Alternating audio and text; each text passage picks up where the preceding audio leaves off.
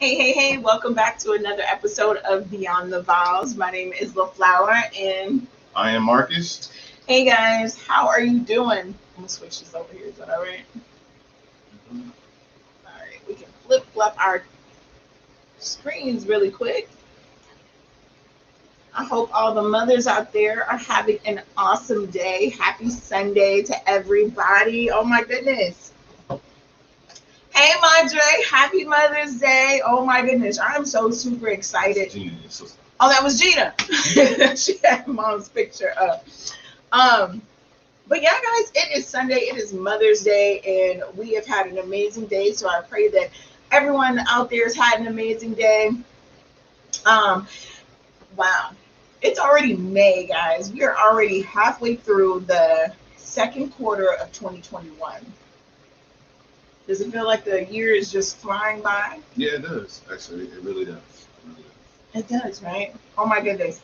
And so on tonight's show, guys, we're going to be talking about moms. We're going to be talking about our amazing mothers. We're going to be talking about mother wounds.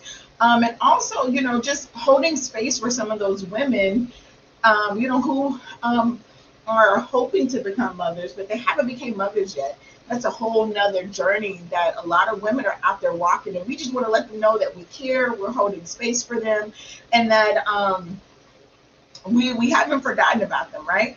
So let's jump into it. So how do you feel about Mother's Day, babe? Well, I mean, from a man's point of view, Mother's Day is pretty awesome, especially when most guys we have an affinity and affection for our own mothers. Did you just kill me? So we have, as a man that was raised majority by his mom. My mom was a single mom up until I was 9 years old, and then she remarried. She was awesome, very independent, Right. hardworking, worked multiple jobs. I thought she was Jamaican. She had so many jobs. Really? She was a hustler. She was my first experience to hard work, dedication, family.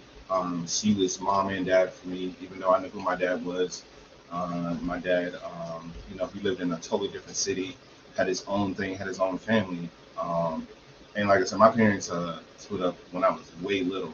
Matter of fact, I went through the whole history of that. I had to call them up. I'm like, hey, I don't understand like how y'all met, what happened, all this. So I had to get dates, where y'all met at, what was going on, because I wanted to know the history of like what happened. Right. But like I said, I was raised majority by my mom for the first 9 years of my life. She was very influential, and also too, also my grandmother.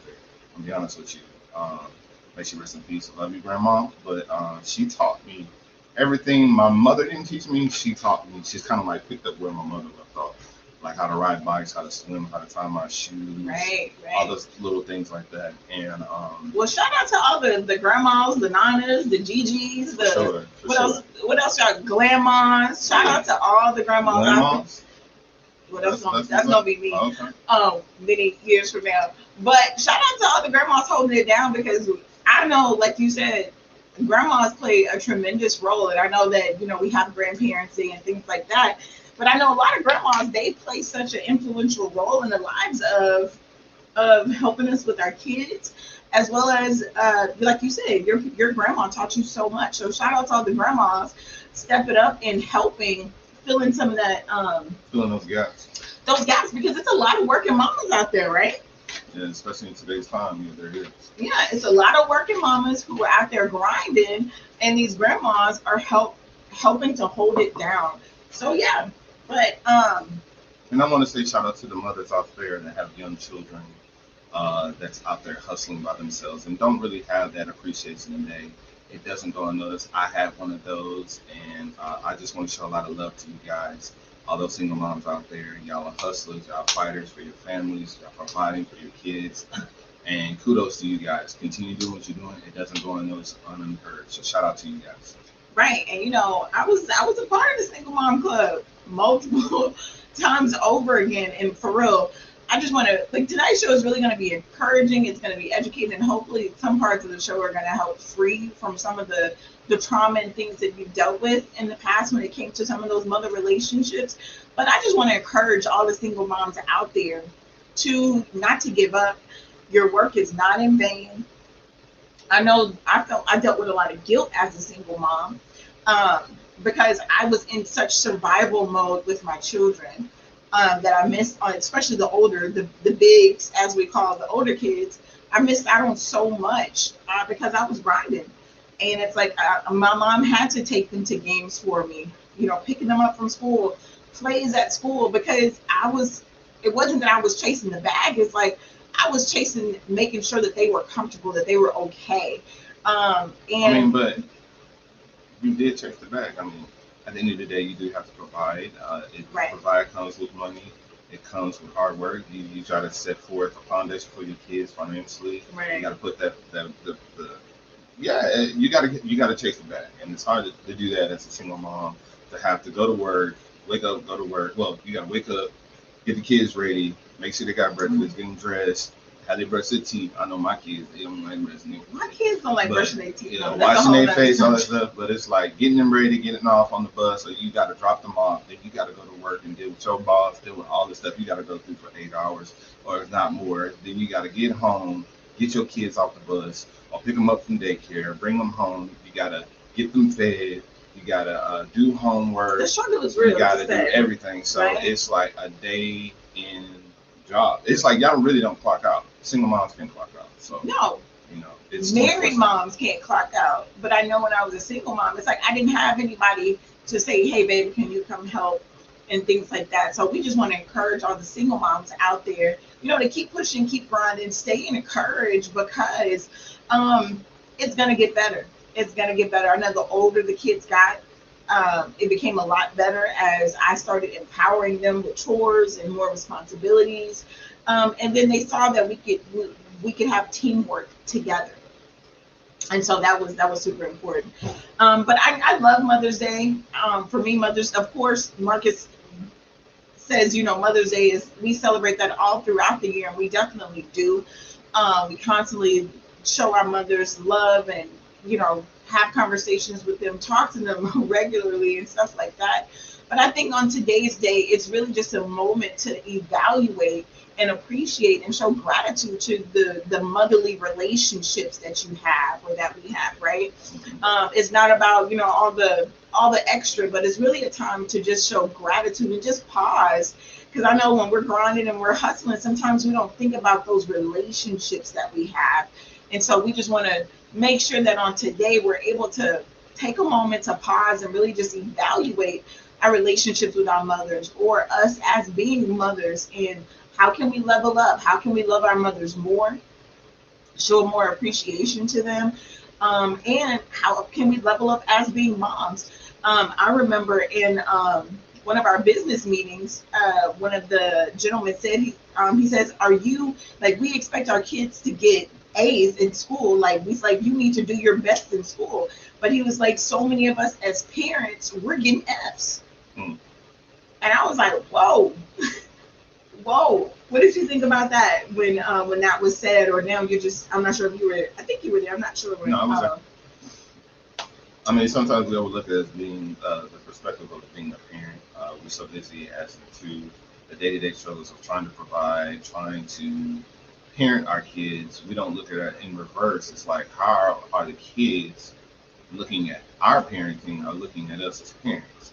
We're always viewing them of being a child, and you're staying a child's play, you're beneath me, and you don't listen to what I'm saying. But sometimes we take for granted, like, are we really doing what we're supposed to do as parents, in providing and setting them up for future successes? And are we putting our best foot forward as parents, or are we just kind of like giving them the extra what's left over after we've given all to our spouse, if we have a spouse, or a boyfriend, a girlfriend, a husband, or our jobs, or whatever else, and then whatever's left over, we give it to the kids instead of giving them the best version of you as a parent. So that's so true.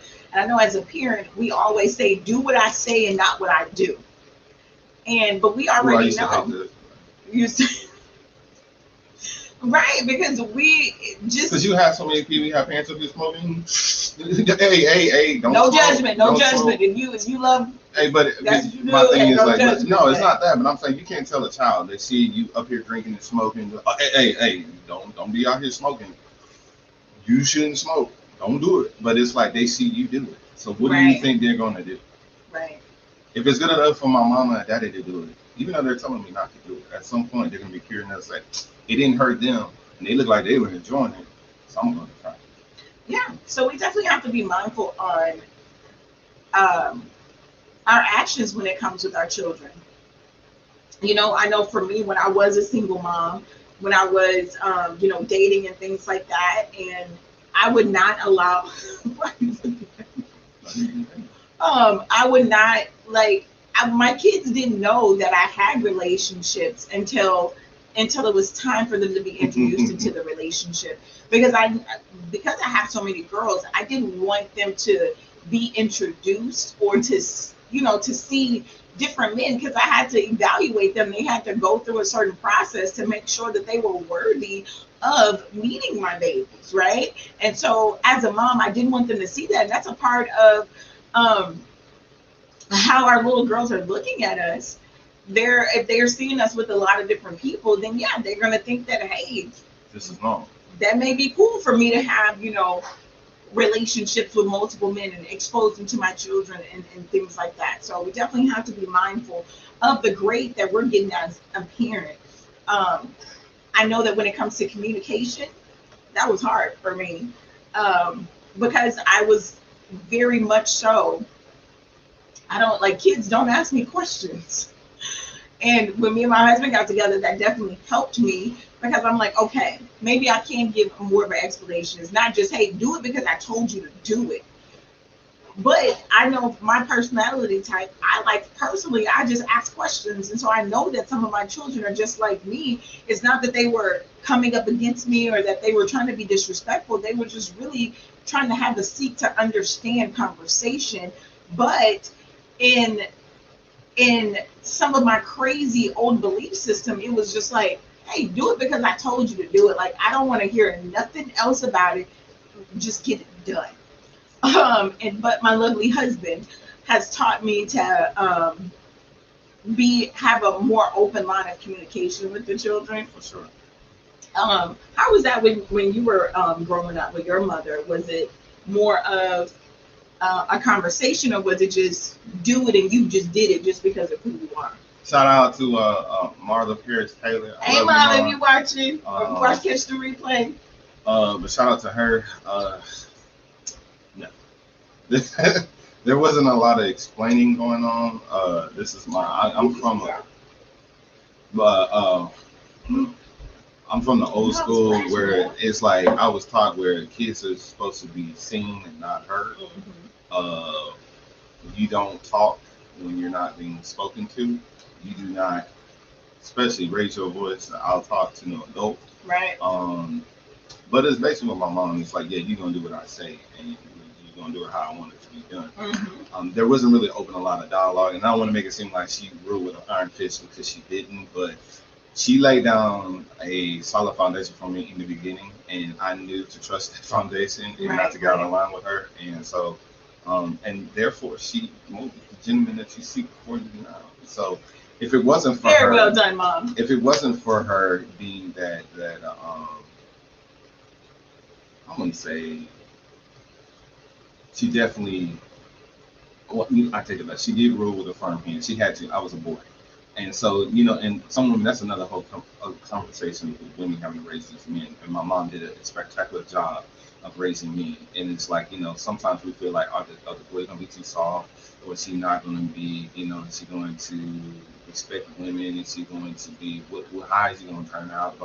But my mom did an amazing job. She had a correct balance of nurturing. Right. Sometimes my mom, who wasn't, quote unquote, 100% a nurturer. But I think that's also too bad because I was a male, and she knew like the world was going to kick my butt, and they're going to view me as an African American male, and it wasn't going to sugarcoat it. They weren't going to hand me anything. I had to fight for everything I had, and she made sure I understood that from day one. It's like, look, you're a king, you're a black king, you should be respected. But I'm gonna tell you right now, they're not going to respect you. This is what's going to happen, and I'm not going to sugarcoat this. I'm going to tell you how it is, straight with no chaser.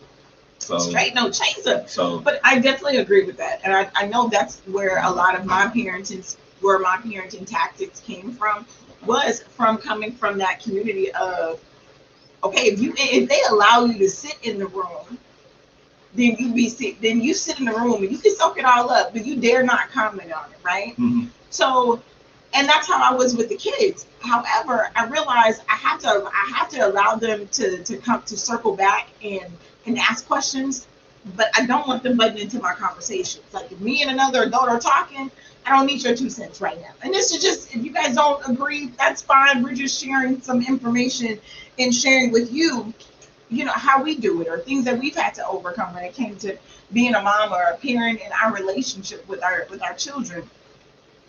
But I do think that there's a time when a child needs to stay in a child's place, right? But let's go ahead and pivot because you brought something up: a woman raising a young king, right? We have a lot of moms that are raising young kings, and unfortunately, fortunately, because as we listened to that show the other week, it's on purpose where she didn't want to have a spouse.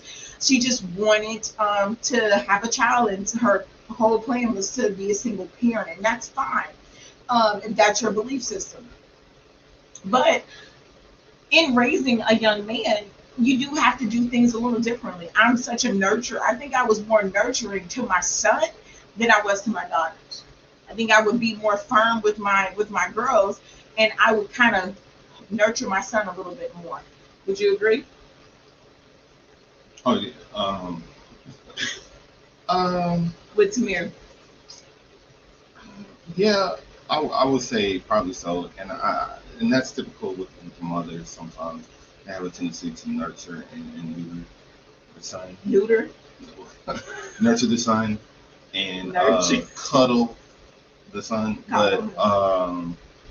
one thing I can say is mothers, we talked about this, is what you should not do is definitely disrespect your son. Um, Mm. Kind of, I'm not gonna say degrade, but diminish him being a man, uh, looking down at him as, or talking to him like he's a boy as he's progressing in age, and Right, not talking right, to right. him like a young man.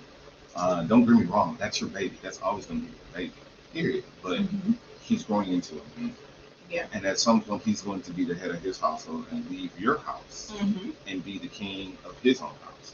So you have to refer to him and talk to him with that type of respect. And sometimes I'm noticing that women are having a problem or having issues in that transition from boy to man.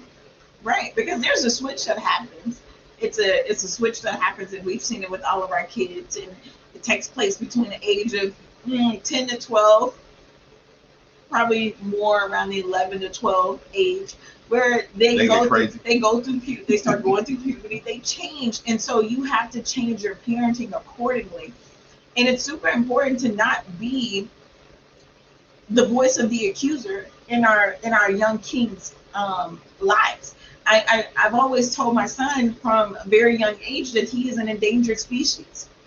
Way before a lot of the things that are happening in the media, he's about to be 19 in a couple of weeks, and I've told him this since he was about 5 years old. And so it's very important for us as mothers to not be the one that drags him down. We should be his main encourager. We should be his main fan. We can give him reality. Like we speak reality to our son all the time. Like my husband said, straight no chaser. But we give him options. Like these are your options. You make this decision. But what I found, even in my own life, because my son favors his bio so much, his biological parent, other half, I'll say that, so much. After that relationship didn't work, I was harboring feelings from the hurt of that relationship, and I realized some of that was being transcended to my son, and that was totally not right. And I know that I used to think, oh my gosh, you look so much like him.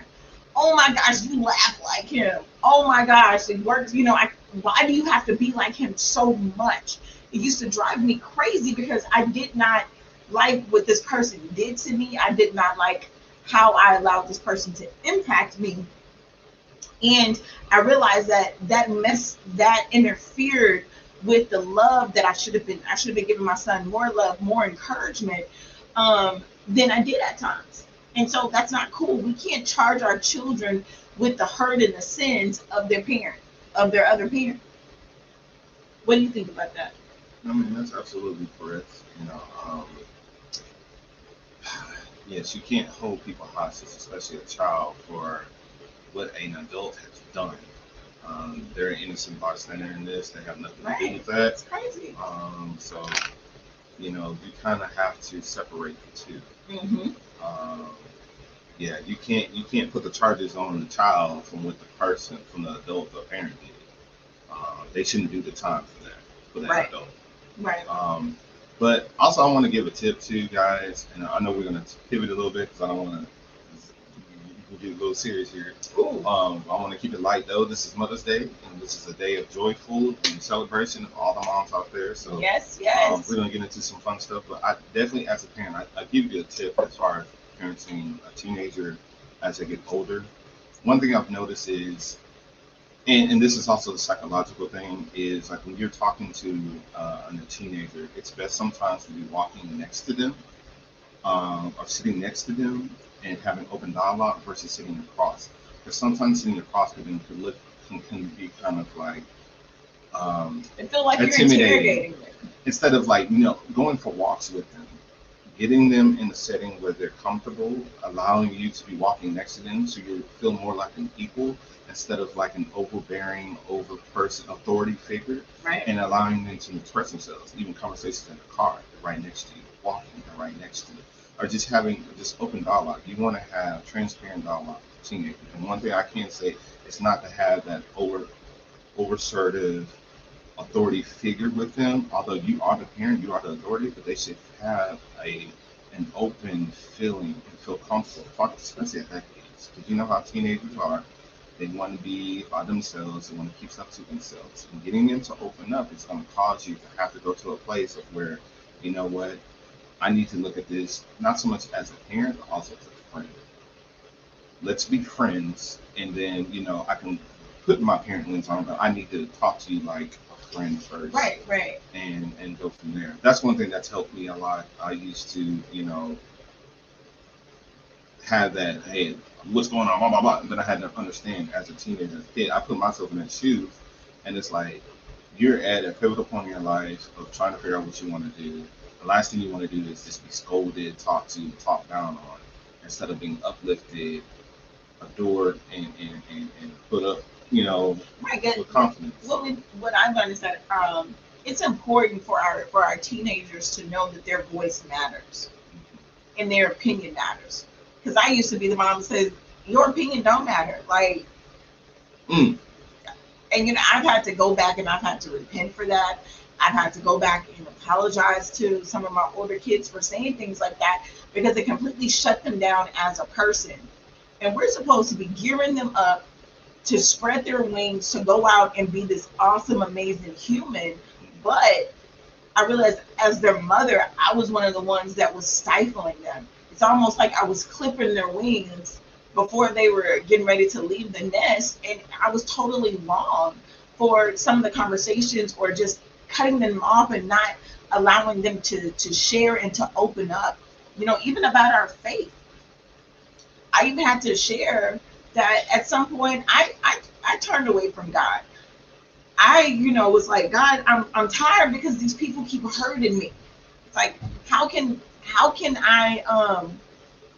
these people love you and they constantly hurt me? They constantly judge me for being a teenage mom.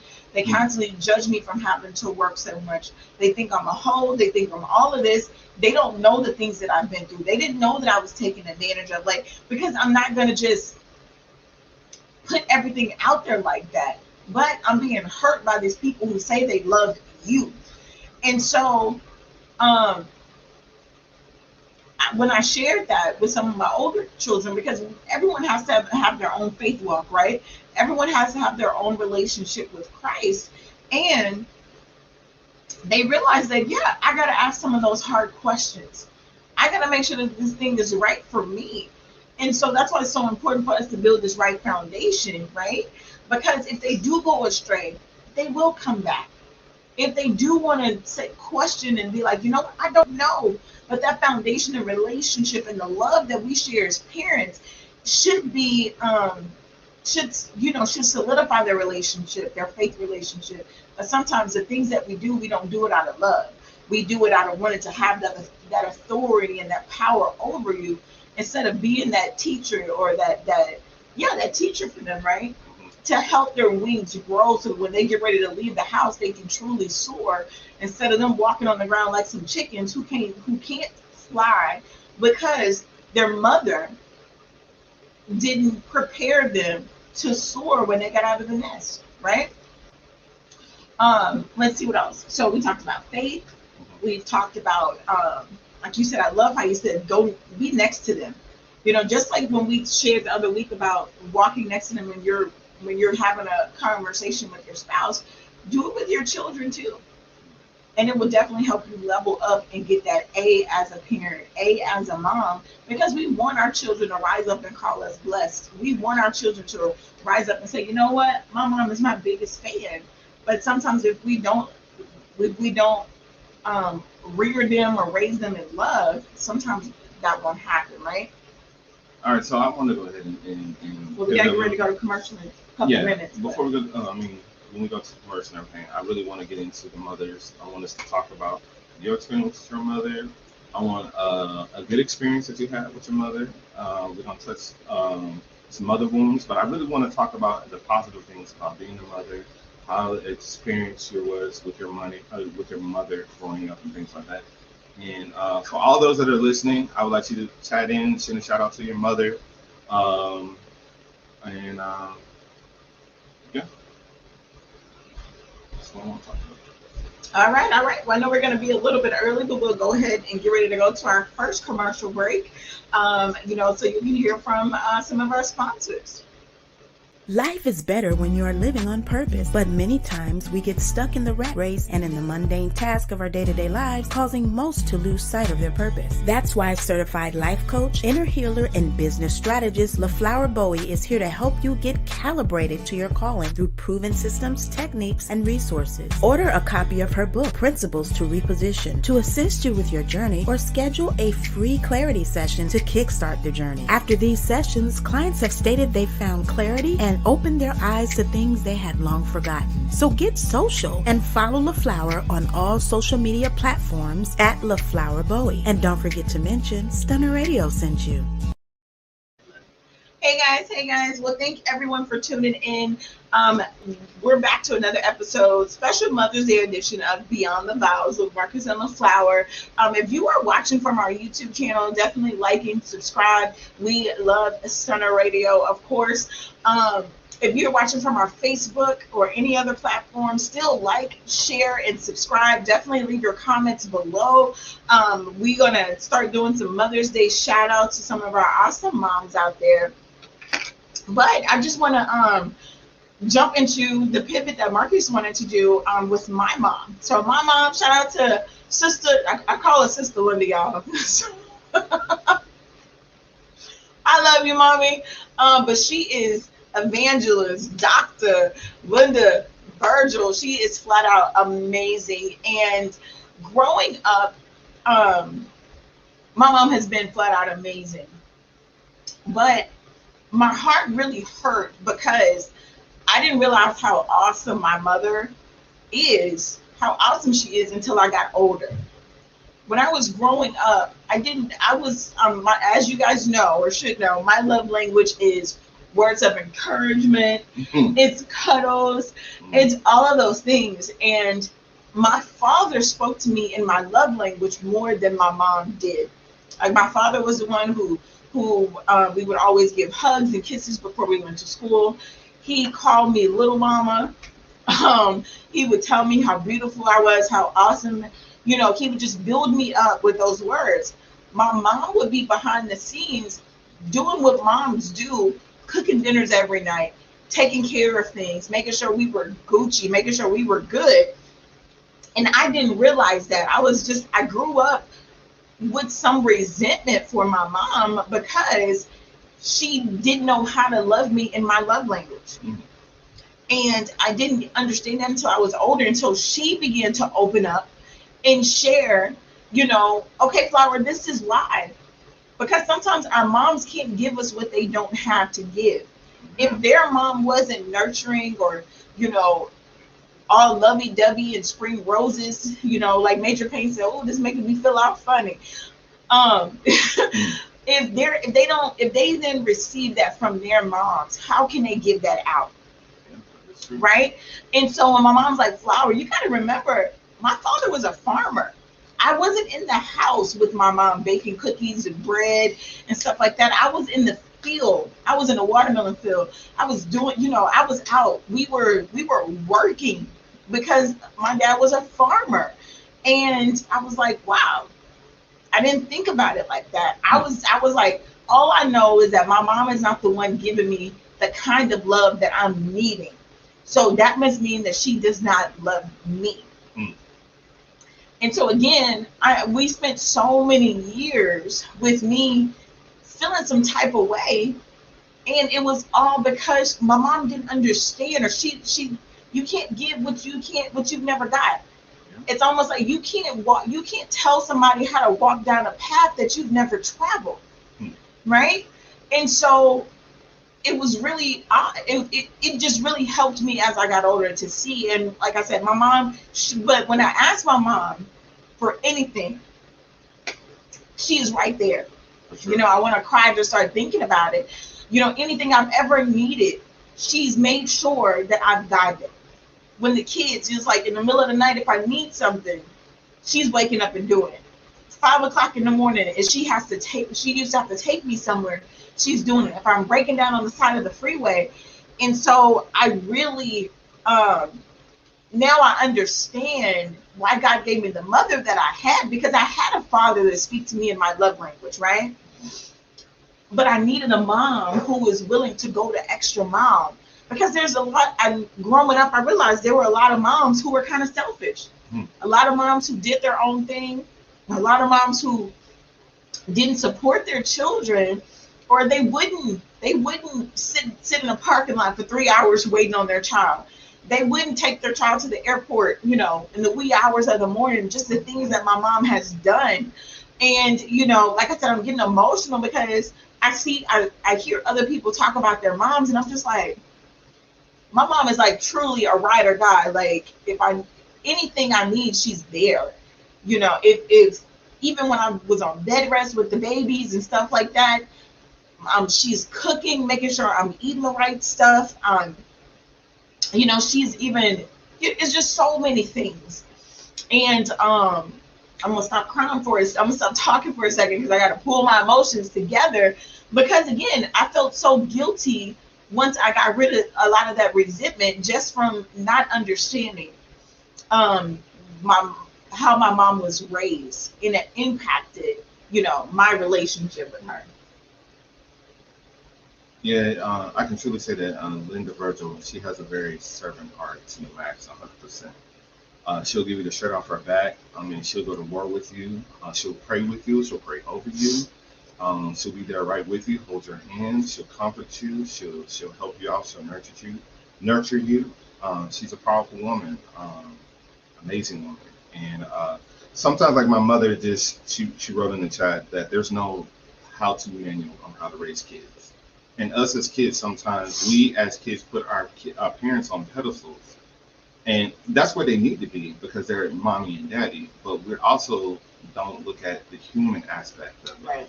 They make mistakes. They don't know what they're doing sometimes, and especially if they have a child young, they definitely don't know what's going on. Right. So we got to give them as children some leeway, some passes. They're not going to check every box we want them to check as parents. Even for us, I have a lot of kids, and I know that it hurts me sometimes to know that I can't check all the boxes for them. That I've fallen short through some areas. I can see that some of my kids are hurting in certain things, and I missed the boat. I might have missed having a dialogue or conversation or having that moment with them, and I wish I could have that back. But the only thing that you can do is moving forward, recognizing how to parent your kids. You learn. Don't ignore what has happened. Right. You need to learn from it, progress from it, and bounce back from it and be a better parent. As into understanding the ins and out of your child, the specifics, the colors of your child, what they likes, what they don't like, and different things. Us as parents, we just kind of generalize, especially if you have multiple kids, we generalize and put them all in the box the same. And it's like, no, you have to parent your child specifically to that person. It's like being a manager or being a boss of your job. You cannot talk to all your employees the same. You have to sit here and manage each employee, aka your children, differently. And I noticed, and no shaming to the old school parents, but they have a tendency to put everybody in a box and scold everybody the same. And it's like, I'm not the same as my brother and my sister. Right. I have different likes and passions about things. Or I didn't do that, they did that. But you're putting this all in this box like I'm doing the same thing they're doing, and I'm not. So it's like you really have to learn your individual. You really have to learn your children. But as a child, you got to give your parents grace. Because they're not going to do what you want them to do. And nor should they should. And like she said, she had to understand. And that's why I'm always looking at the situation and the background of the person.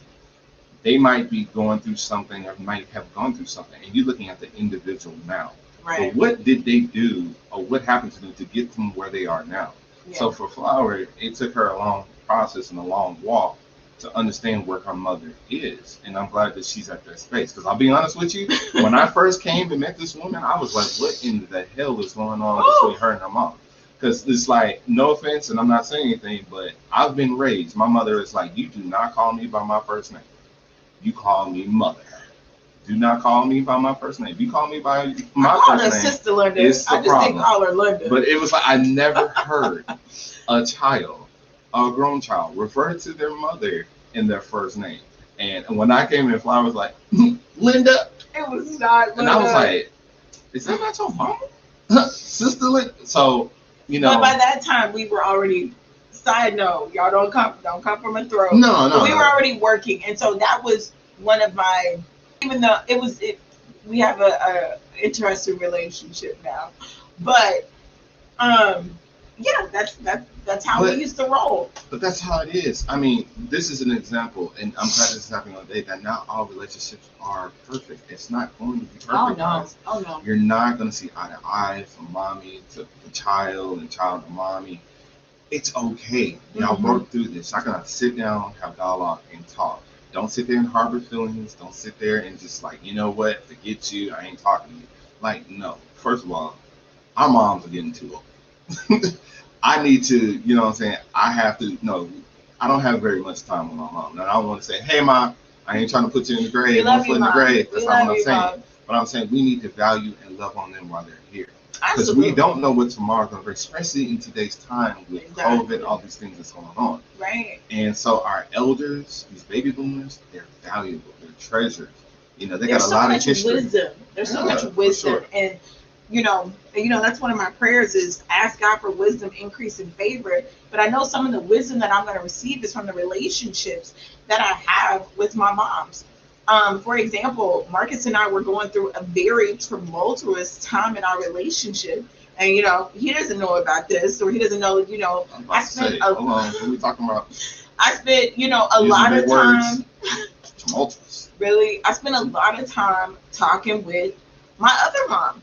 Hey, Mama Marlon, your mama. Hold up, man. I'm on the phone with her, crying my eyes out, telling her I can't do this with your son. It's time for the big D. Like, I can't. Like, I am trying, and she right on the hip. No, I'm gonna hurt you. And she gave me so much wisdom during that time, and I cherished that. She didn't judge me. She didn't take her baby's side.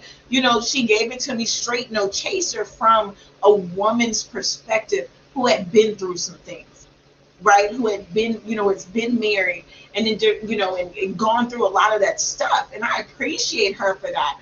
We even went out to lunch and she shared some things out of love. And some of it was correction but it was given through love. And I definitely appreciate that. I cherish those special moments with her so much. And I can't wait for us to have more time together so that I can just, receive from her cup of wisdom. But yeah, your mama helped save our marriage. That's what's up. Shout out to the real moms that's gonna keep it gangster and keep it transparent and 100. Right. Shout right, out to you guys. Right. So I want to say, so what was one of those things? Just give us a situation or scenario where your mom just blew your mind as into being a super mom. Like she just came through and you was like, oh my gosh, sure. So come on with it. I forget how old I was. I know I was a teenager. And everybody knows Brandy Norwood with the show. She had a show on called Moesha. Sure. And so my mom, like we lived in a very small town outside of Houston. My mom worked about 45 minutes away in another small town, but it was 45 minutes from our small town. And so, but Brandy was performing at some mall in Houston. And so my mom was like, she was trying to surprise us. She didn't tell us anything. All I know is she rushed home from work, told us to hop in the car. We're leaving Patterson, trying to get to the mall. And my mom was just so excited and just trying to surprise us. And that really, and even though when we got there, like Brandy was like wrapping up on the stage, like I don't even know if we got a chance to even really see her through everything. But even, and my mom, I know she felt so bad that she couldn't get us there in time for the full show. It was just the thought that, oh my gosh, my mom really tried her best to surprise us. She went above and beyond, almost getting speeding tickets, you know. She's an amazing driver though. But it was just but it was truly the thought that counted in that situation. And I was just like, oh my gosh, mommy, I can't believe that. Because now, especially getting older, I'm thinking about all the driving she had to do, the time that she had to do, trying to come home. And you know how it is trying to get our girls together and out of the house and in the car, and then trying to fight traffic to get, you know, in the city. It like I said, even though that her plan didn't fully work out the way she wanted, my heart was so freaking glad that I was like, whoa. What about you? What's one of those times for you? Okay, so mine isn't. Okay, so it's a little weird for this one. Some people are like, dang, that was pleasure, but in the long run, it was. I remember living in California with my mother and my stepfather, and I was part of this. I'm going to get this wrong, and I know she's going to chime in on this because she's probably going to help me because my memory's trying to foggy on this. But I was part of this competition in school. It was for a math thing where we had to be timed for our multiplications. And so, and I would come home with worksheets. I would come home with stuff. And my mother, like I said, she's awesome. But she she has an iron fist sometimes about how she does things, but it pays off in the end. Yes. You don't see it as a child like, why is she going upside my head about this? Like she coming for me for this. So I was in this competition and she knew her son was like, no, you're going to do this competition and you're going to do well at this. And so I was BSing around, not taking it serious. And my mama pulled out her intergalactic shield, as she likes to call it. I call it Roscoe, and that for my kids, and all that is a belt. And she's like, you are not going to go to this school that I'm sending you up to. And you, my son, and you're going to be up here not taking this seriously. Because I know you can do your best. I know if you really apply yourself, you can be pretty damn good. So I was just like, she caught me a couple times where I was just playing around, and she was, no, you gonna go up there and you gonna get your stuff together. Mom, do you remember this if you watch it? So, needless to say, I promise you, I'm not making this up. I went up there and I think I won first place. What? I like 100. I was one of the top kids. I think I got first place, something like that. But it's just, it wasn't a concert like that. But it was just how my mother always told me, like, look, She always kept me right. How far I got out of pocket, she pulled me right back. Say, this ain't what we gonna do, sir. You gonna get it together. And it's like, as a child, and especially for me, I didn't understand. Like, damn, why is my mama coming at me? Why she always? And then another thing, I never understood until now. Is she would not let me spend the night at nobody's house. She didn't want no other kids at her damn house. She was like, you ain't going nowhere. She's like, matter of fact, I paid and bought for you to have that bed in there, and guess what? You gonna sleep in that bed. And I was like, dang, mama, I can't go to no party. I can't handle blah. And I didn't understand that until now. It's like my mother understood that there's crazy people out here. We see it all the time. Kids have seen things, they're witnessing things, or they're being felt on and molested at somebody else's house. And they go through all these traumatizations. Yeah, there you go. That word, I'm tongue tied.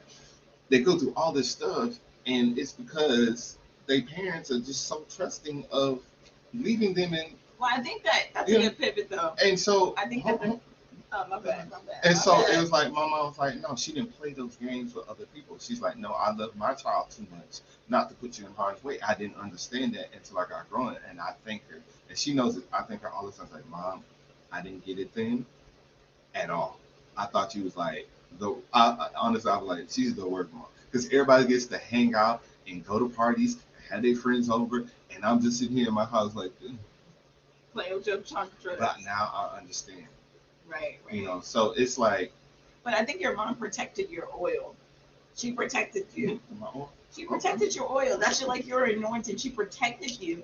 Because sometimes when we have trauma, sometimes when we go through things, it will kind of put almost like a crack in our base or our boss, however you want to call it. And it strips away that purity and that anointing that we have on us sometimes. And we kind of run away from God.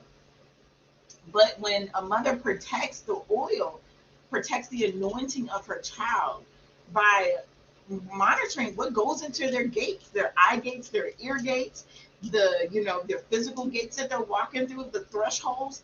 Because when we allow our children to go in certain places, we're making agreements with what those people are doing in their houses. We're making agreements with the music that they listen to. We make agreements with those things. And so we open ourselves up for attacks and things like that. But we'll talk about that on another show.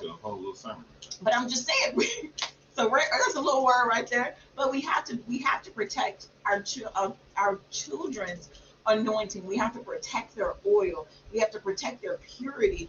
And I thank Mom for doing that, because I think if you were exposed to different things, then you wouldn't be the man that you are today, right? And it's okay for us to tell our kids no. I think so many times we don't want to tell our kids no. We don't want them whining. We don't want them asking us over and over again, why not? Why not? Why not? It's okay to tell the kiddos no, because we're preparing them to spread their wings. And we're not going to put them in any situation that could hinder their growth or stunt their growth according to what God has ordained them to be already, in the heavens, right? So I know we got to get ready to transition into our poll question. For sure. So if you guys are watching, definitely keep commenting below. Can't wait to go back and look at the comments. But our poll question tonight comes from, I'm always in the news, in the current events, right? So current events. Let's see what Mom said on Facebook. She says, "There's a place and time for everything in life. I wanted my son to be free to be a child and maintain." Yes, you are protecting him, protecting his innocence, his purity. Yes, that's what we got to do as parents. But guys, our poll question for tonight comes from current events dealing with Bill and Melinda, the Gates. Okay. I'm pretty sure if you're not living under a rock, and even if you don't watch a lot of news, I don't watch a lot of news, but I do like staying current on some of my current events. And this has been in the news before. This isn't just surface, but it's coming up more again. The fact that I believe in the beginning of their marriage, or sometime in their marriage, there was an agreement that Bill would kind of go on holiday with his ex, and Melinda would be fine with it. Yeah. So the poll question tonight is: would you be okay with your spouse going on vacation with their ex once a year, or would you be okay with your ex going over? Would you be okay with your spouse going on vacation with their ex? This your poll question? That's the poll question. Okay. No, I'm not. I'm just. That is absolutely. So, what do you think about that agreement? I'm sorry.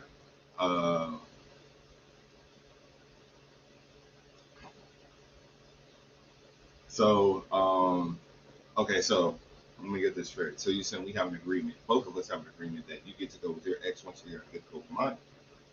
No.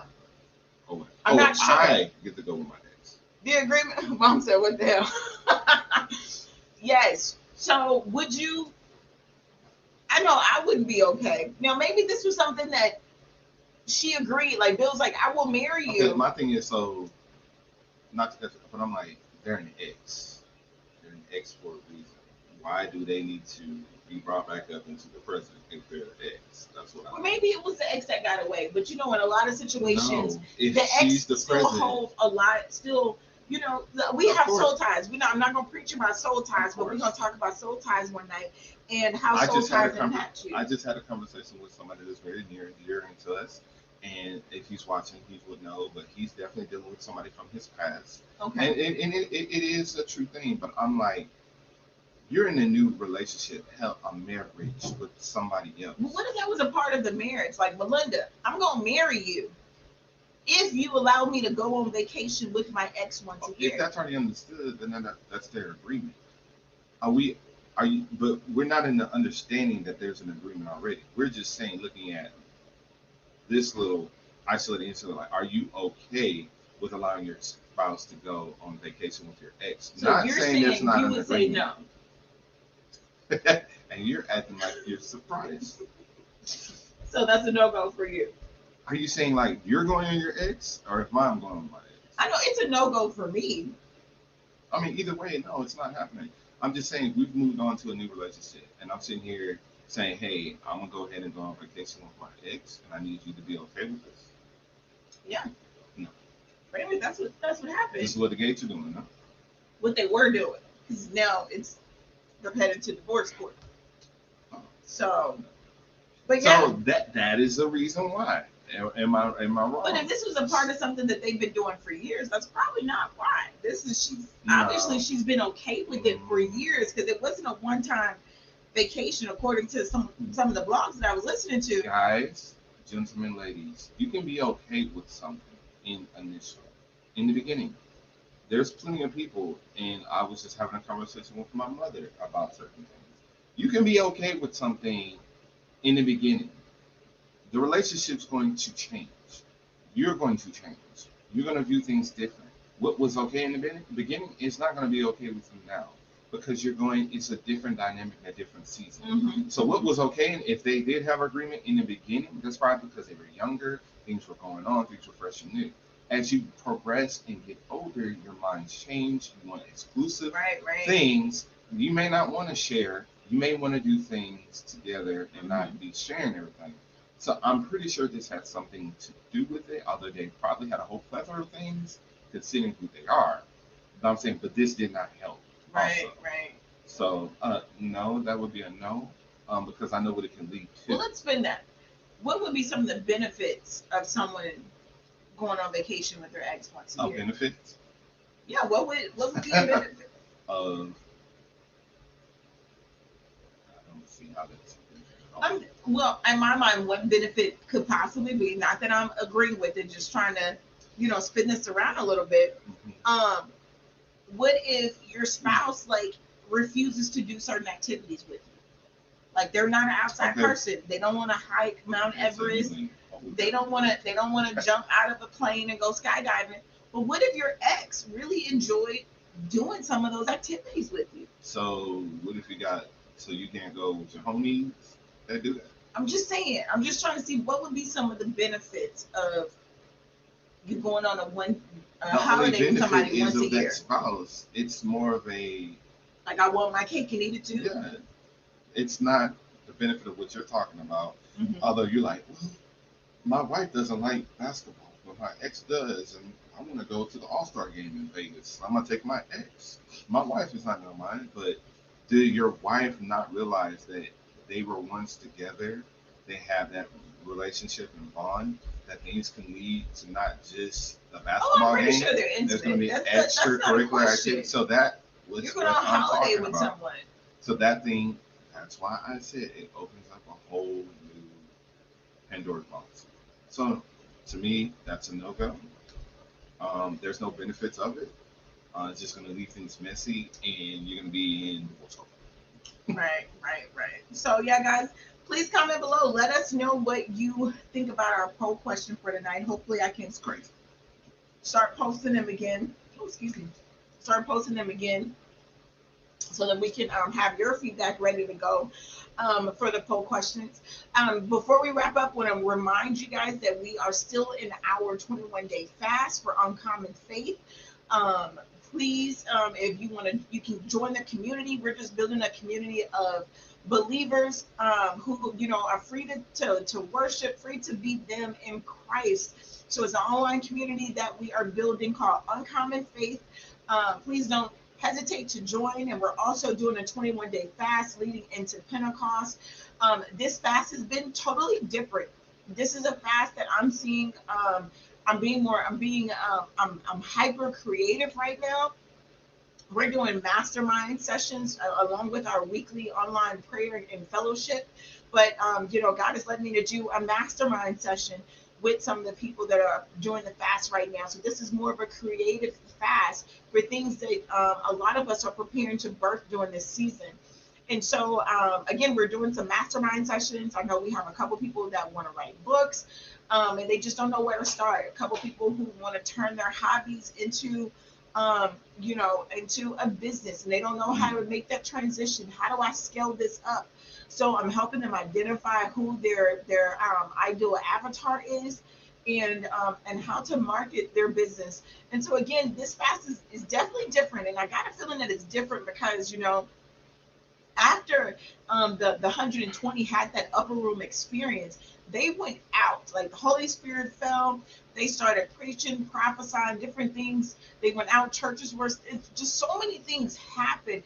And so I know that's why during this season, this fast is different, because once we go through Pentecost this year, I know that some people in the community, they're going to be birthing some things. They're going to be walking in their calling. They're going to be living that purpose-driven life. And this fast is giving them more clarity.